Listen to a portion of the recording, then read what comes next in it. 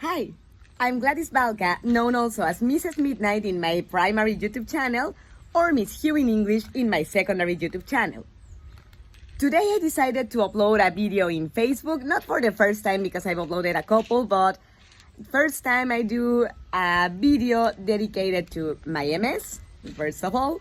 And second of all, first time I use Facebook as a platform instead of YouTube. That's my usual go-to since my profiles are there. And the reason is that this particular video is to tell you a little bit about myself and my background, my process with my sickness, but also because it's a thank you to a very special person that I met in one of the support groups I joined this year regarding my MS, that basically, because of what she did for me, I consider her an angel in my life.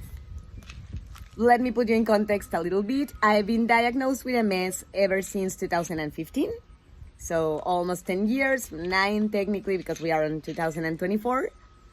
And the beginning of my sickness was rather turbulent because I started with the symptom of double vision. I was frightened and it was my first flare-up. And then in the same year, because of very toxic situations that were going in my personal life that just triggered stress, anxiety, and fear like crazy, I had a second flare-up the same year. I was so frightened, angry, frustrated, and everything negative with my health situation that after my second flare-up, I got to the point of searching if there was euthanasia for my sickness, for people with my sickness in my country of origin.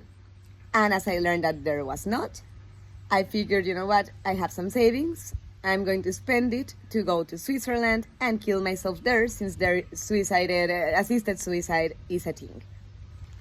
I was very convinced of doing that at the moment, but here, 9 years later, almost 10, I am rather glad that I did not. Back then I was frightened of what would come of my life, what it would be like to live with a life-changing disease that I, no matter what I did, could not get rid of. And I did not only hate my sickness, I hated my body.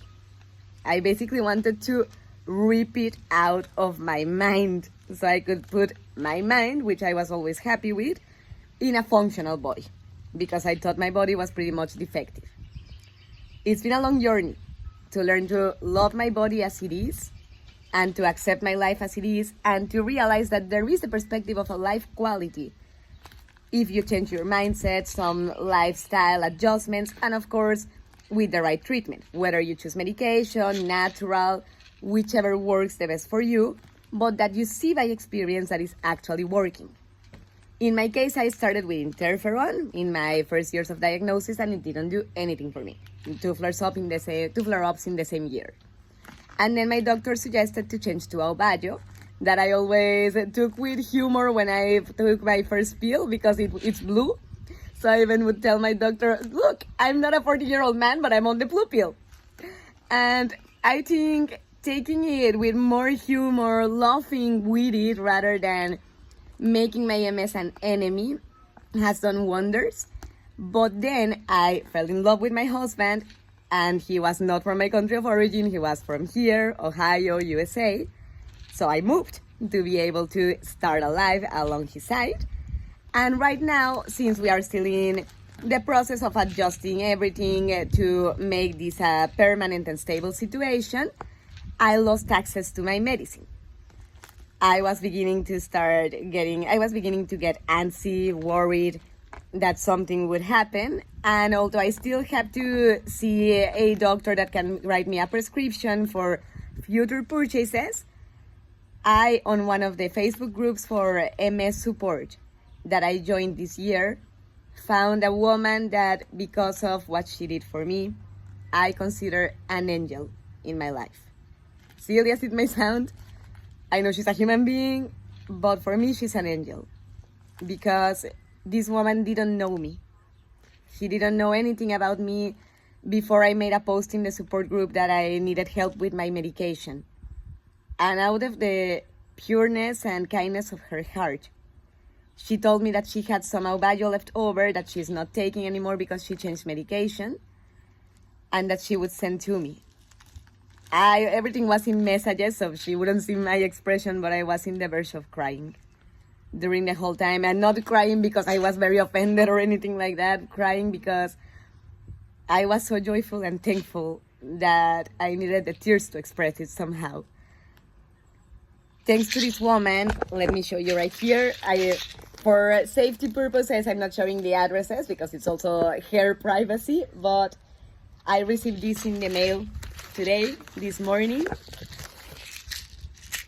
and it contained a flask, a bottle, I think is the correct term, of my pills, Auvallo, and I actually counted them because I'm obsessive, and there are 52 pills here, which means that this wonderful woman that deserves heaven and more just helped me have medicine for 2 months.